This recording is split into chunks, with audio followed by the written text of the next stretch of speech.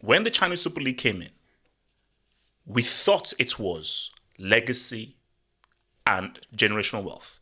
That's what we thought, but it wasn't. This is that choice.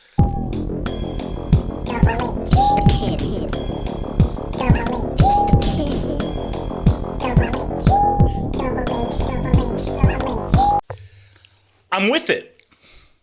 I am actually with it.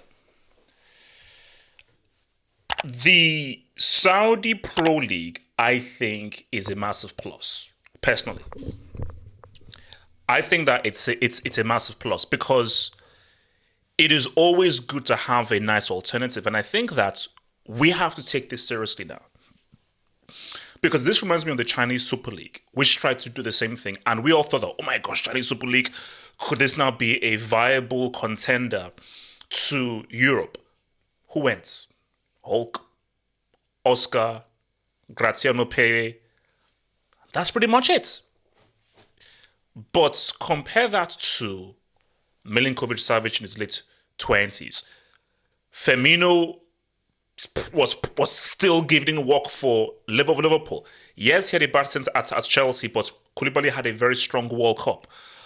Benzema is what it is, but 2 years ago, Benzema is still the current Ballon d'Or holder. So a Ballon d'Or winner is going to this, a recent Ballon d'Or winner is going to the Saudi Pro League, something that the Chinese Super League did not even come close to getting. So you look at all of these guys coming in, and it's like, hang on, there could be something here. Because the amount of players they've gotten in one transfer window has been absolutely amazing. And before we ever really delve into whether they can and so forth and looking ahead, let's deal with the Cristiano situation here, where is he the reason why the Saudi Pro League are able to sign all these guys? Now let's look at this objectively here. I don't see the connection, because I'm trying to be objective here. Because okay, for instance, by them acquiring Cristiano, did it give the Saudi Pro League something? Did they give them a respectability? Cristiano Ronaldo, seen as one of the greatest players the game has seen, he came to our league, therefore this league is something. For me, I disagree. Because the reality is the reality. You're not getting 2014 Cristiano. You're not getting 2018 Cristiano. You're not getting 08 Cristiano. You're getting a 2023 Cristiano who was benched at Man United by Ten Hag and who lost his place in the starting lineup at the World Cup. So, yes, the name is there, the legacy is there, the pool is there, the popularity is there. But in terms as a player, he is way past his very best.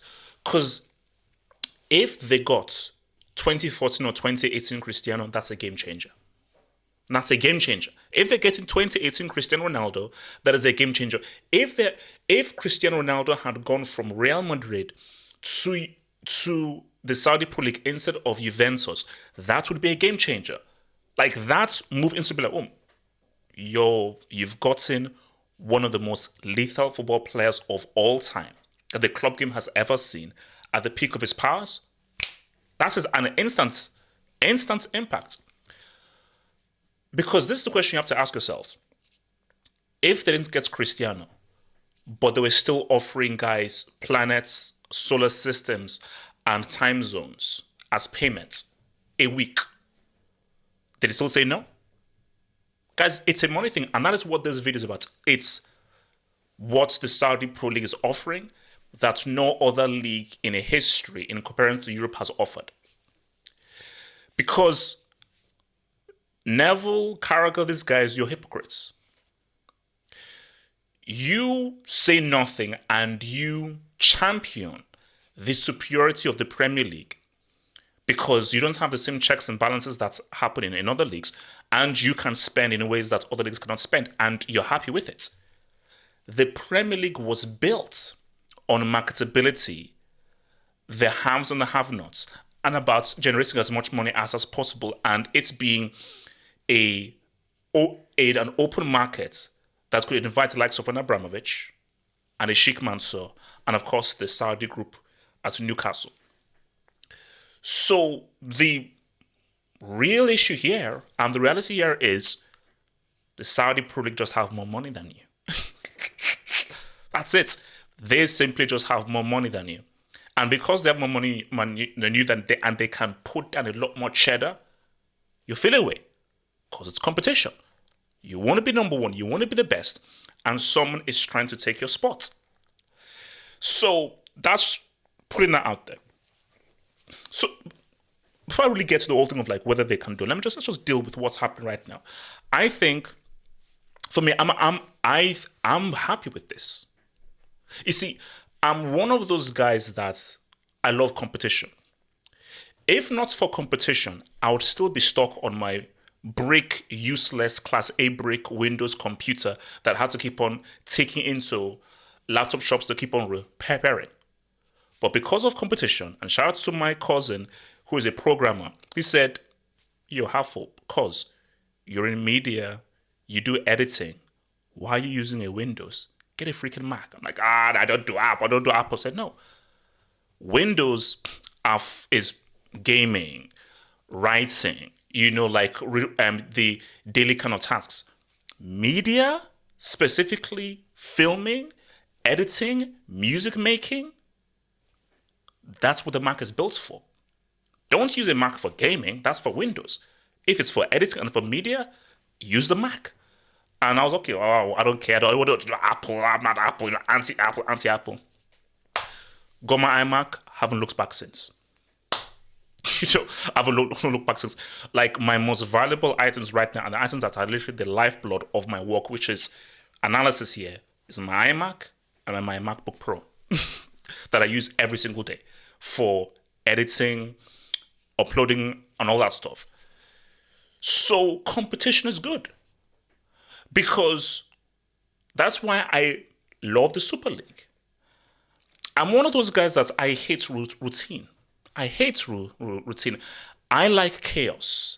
I like something to upset the balance. I like something that, this is different. Oh, this is not normal. Okay.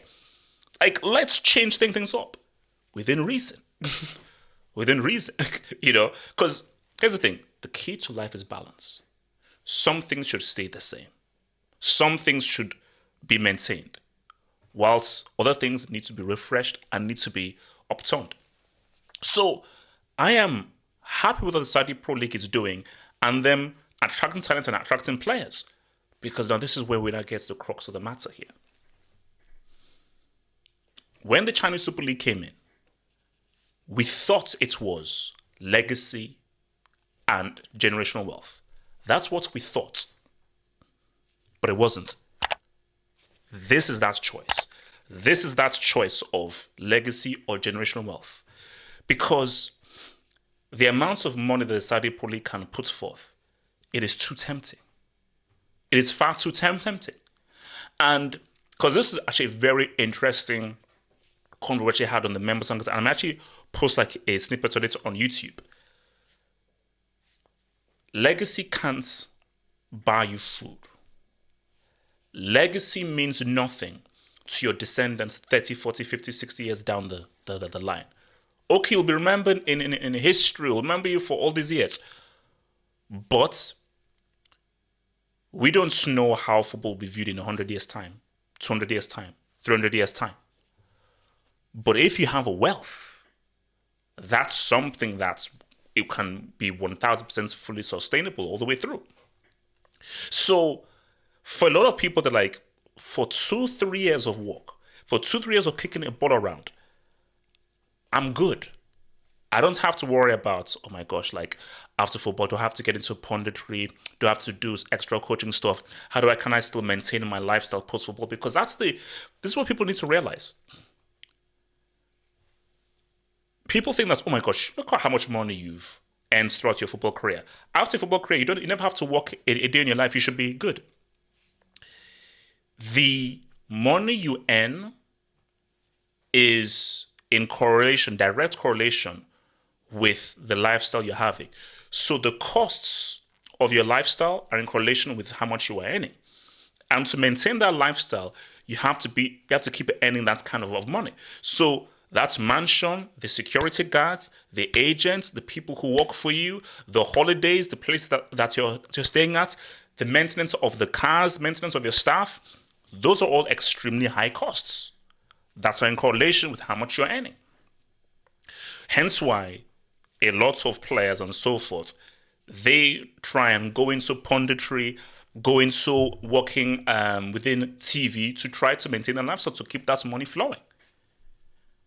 Because there's people that, no, I want to have fun. I don't just want to go up on my money. I want to have fun, so I'm going to spend it on this, spend, because I want to have and maintain this my lifestyle. But if you're giving me, because in Europe you're earning a lot of money. It's a lot of money and you're rich. But there's a real difference between being rich and being wealthy. The kind of money you're seeing from Saudi Arabia, that is wealth. That's not rich. That's not riches, it's wealth. It is something that can go over for generations. So, the ultimate question over here. Can one day the Saudi Pro League compete and be on par with Europe? That's a very interesting question. Because initially do you know why it's a difficult question? I don't know what the psychology and the mentality will be for players 3, 4, 5, 6, 7 years down the line.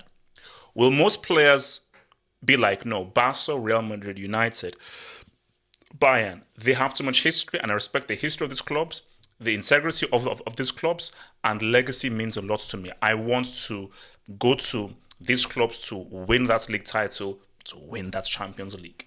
And I want to be respected. I don't know, people think like that. But on the other hand, it's like, I came from derelict poverty, struggling. 0.0000001% of the world's population are good enough to play a high-level football. It is less than 1% of top professional footballers that exist in the world. Okay, so 99.99 recurring percent of people in this world are not good enough and will never get the chance of playing high-level football. So the fact that you're even already in a high-level football, that's already a wowzer. So now to be given the opportunity to, in a few years' time, financially you're good. Financially you are good. All that struggling you had in the favelas, in the streets, in that one-bedroom apartment, for a few years, you're good. Your family's good. Your friends are good. Your community is good. Your city is good. Everything is good. Because here's my thing, though. Do I want to just end this? It's a huge amount of money that's, my family will be good and maybe my community. Or do I want to have wealth where I can go back to Senegal, to Cameroon, to my ghetto in Brazil, my ghetto in Chile, in Ecuador,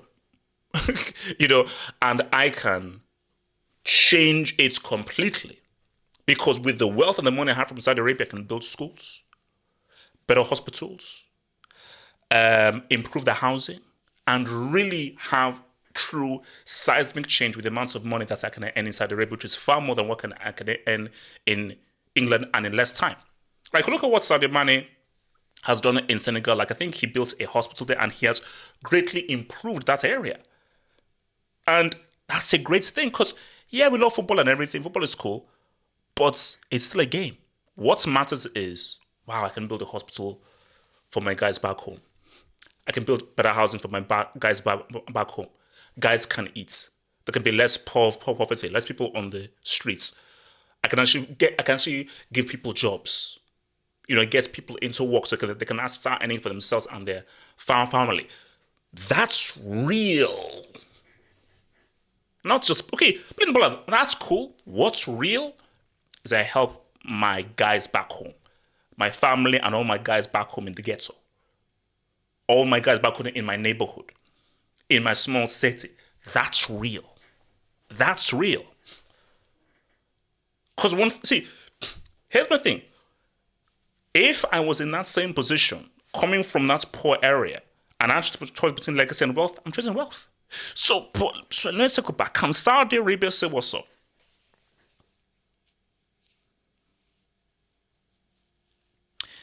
It is very possible. It is very possible. It is very possible.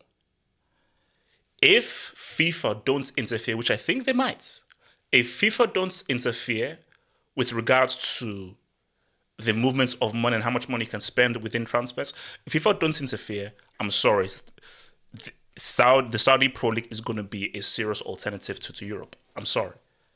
So that's the key thing. That's the key caveat there. If FIFA don't interfere, it's too much money. It's too much money.